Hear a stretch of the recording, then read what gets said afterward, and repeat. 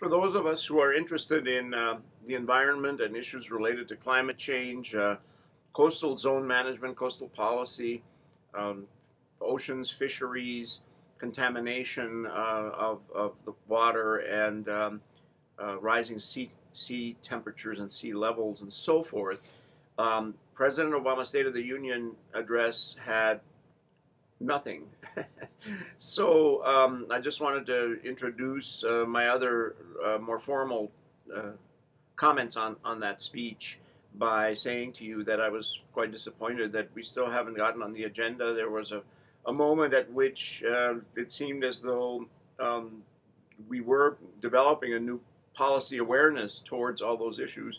And I think the reassuring thing is that President Obama has put some good people in positions of authority, but he's not educating the American public on them because he is so essentially trapped with all these other issues. So the topics that are of interest to us regarding CZM and IICZM and so on still don't make it to the top of the list. So I'll just introduce the next clip with this, which is the short summary I did. This is Steffen Schmidt in the Political Science Department at Iowa State University. I wanted to just share with you some brief comments about President Barak Obama's first State of the Union speech, which I watched, and I blogged live for the Des Moines Register and wrote columns for various publications on, so I've been sort of immersed in it. I thought the speech itself, as a whole speech, was very smooth, well delivered. He had some passionate moments in it, and he covered a lot. My analysis of it this morning was that President Obama covered 110% of all the problems faced by the United States in that speech and faced by his presidency. And I also observed that I would give him an A for doing that, for covering everything.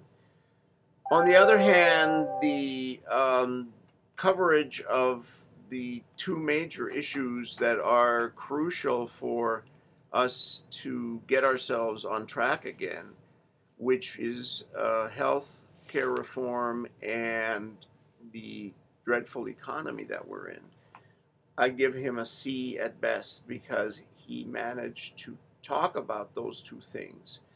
But they were so embedded in all of the other issues that he talked about, including education and immigration and terrorism and wars abroad and Haiti and everything else, that people went away from this not really still understanding what is the health care reform proposal that President Obama will be supporting in Congress and that he hopes can be passed.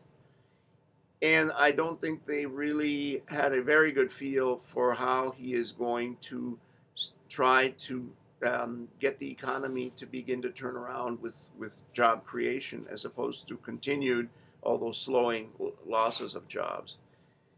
When you give a speech, you have to have a very limited objective in mind.